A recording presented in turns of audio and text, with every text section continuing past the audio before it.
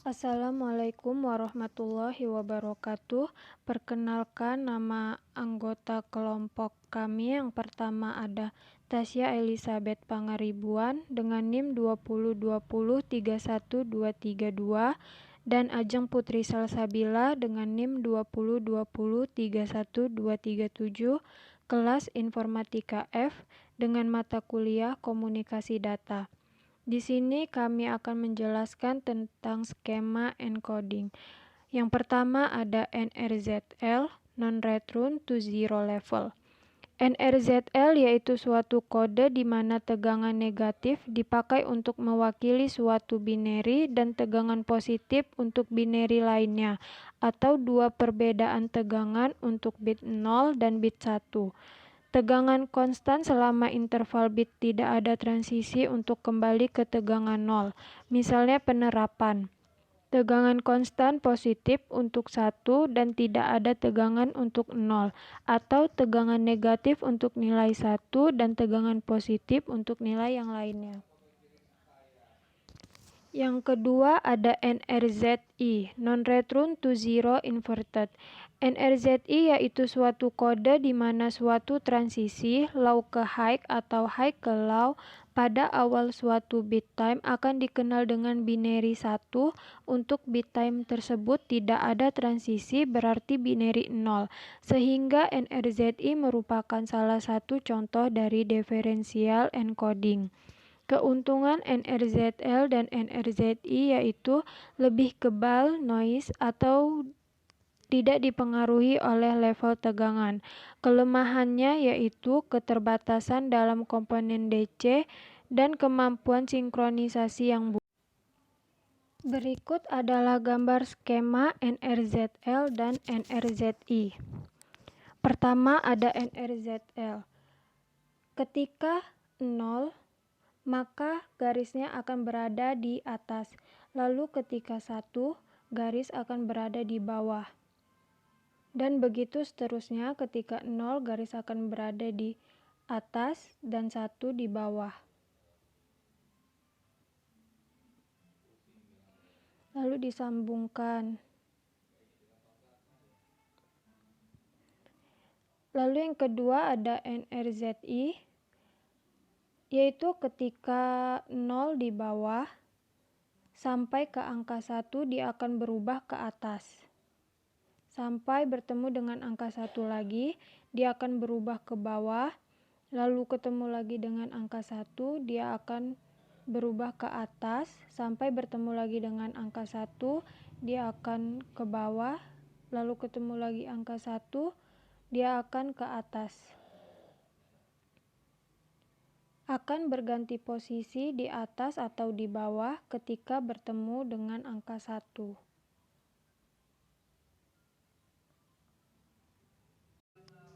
Yang ketiga ada bipolar AMI. Bipolar AMI adalah suatu kode di mana binary 0 diwakili dengan tidak adanya sinyal garis dan binary 1 diwakili oleh suatu pulsa positif atau negatif yang berubah-ubah polaritasnya. Tidak ada losing jika terdapat deretan suatu yang panjang atau deretan 0 dapat saja terjadi masalah. Tidak ada net komponen DC, bandwidth yang lebih rendah dan mudah dalam deteksi kesalahan. 4. Pseudo-ternary. Pseudo-ternary adalah suatu kode di mana binary 1 diwakili dengan tidak adanya sinyal garis dan binary 0 oleh pergantian pulsa-pulsa positif dan negatif. Keunggulan bipolar dan pseudo-ternary yaitu kemampuan sinkronisasi yang baik, tidak menangkap komponen DC, pemakaian bandwidth yang lebih kecil, dapat menampung bit informasi yang lebih banyak. Kelemahan bipolar dan pseudo-ternary yaitu diperlukan receiver yang mampu membedakan 3 level, positif A, negatif A, dan 0, sehingga membutuhkan lebih dari 3 dB kekuatan sinyal dibandingkan NRZ untuk probabilitas bit error. Berikut adalah gambar skema bipolar dan pseudo-ternary. Bipolar akan berubah ketika bertemu angka 1 juga. Tapi di sini kita asumsikan, misalkan ini garis lurus, lalu 0 itu adalah garis lurus, dan 1 akan di atas, lalu 0 garis lurus bertemu lagi dengan 1 di bawah, lalu 1 bertemu lagi dengan 1 di atas, 0 garis lurus bertemu lagi dengan 1 di bawah, dan bertemu lagi dengan 1 di atas. Lalu selanjutnya ada pseudoteneri, kebalikan dari bipolar. Asumsikan garis ini sebagai garis lurus, lalu 0 akan berada di atas, dan 1 berada di garis lurus, 0 akan berada di bawah, lalu berganti lagi di atas, 1 berada di garis lurus, dan 0 berganti lagi di bawah, lalu 0 lagi berganti di bawah, bertemu lagi dengan 0 berganti di bawah, dan 1 ada di garis lurus. Yang kelima ada Manchester. Manchester adalah kode di mana ada suatu transisi pada setengah dari periode tiap bit. Transisi low ke high mewakili binary 1 dan high ke low mewakili binary 0. Yang keenam ada diferensial Manchester. Diferensial Manchester adalah kode di mana binary 0 diwakili oleh adanya transisi di awal periode suatu bit, binary 1 diwakili oleh ketiadaan transisi di awal periode suatu bit. Keuntungan Manchester dan diferensial Manchester yaitu sinkronisasi. Karena adanya transisi setiap bit time, receiver dapat mensinkronkan transisi tersebut. Hal ini disebut dengan self-clocking codes. Tidak ada komponen DC dan deteksi terhadap error. Ketiadaan transisi yang diharapkan dapat dipakai untuk mendeteksi error. Lalu kelemahannya yaitu memakai bandwidth yang lebih lebar dari multiple binary dan kecepatan modulasi maksimum 2 kali NRZ. Lalu selanjutnya ada gambar skema Manchester.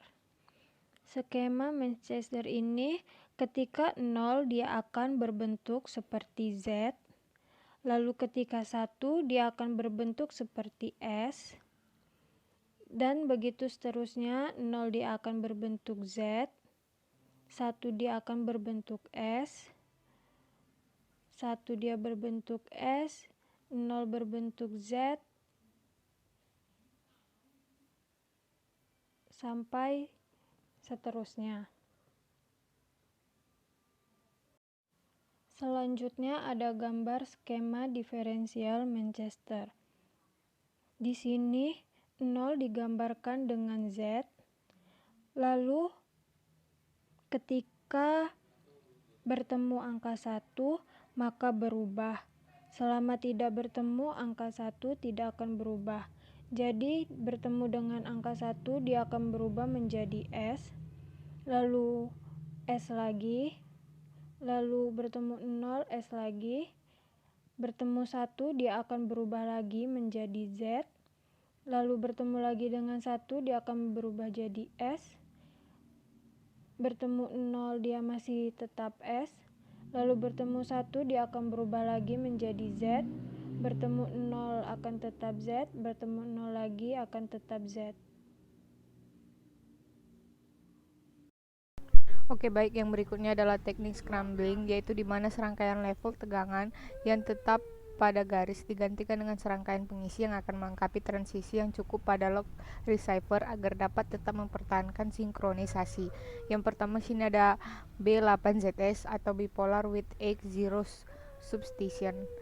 Bipolar dengan 80 substitution berdasarkan bipolar AMI, dan apabila terdapat 8 level tegangan 0 berurutan, maka ke-8 level tegangan tersebut disubstitusi oleh level tegangan OVB. Nah, yang berikutnya ada high density bipolar 3 zeros atau HDB3. Jika jumlah sinyal tidak nol setelah substitusi terakhir adalah ganjil, maka substitusi dilakukan dengan menggunakan level tegangan OOV. Nah, jika jumlah sinyal tidak nol setelah substitusi terakhir adalah genap, maka substitusi dilakukan dengan menggunakan level BOOV. Nah, berikut adalah skema teknik scrambling B8ZS dan HDB3. Nah, di sini ada bipolar AMI. Nah, yang kedua di sini ada B8ZS dengan HDB3. Sekian saja presentasi kami mengenai skema encoding. Lebih dan kurangnya kami minta maaf dan terima kasih.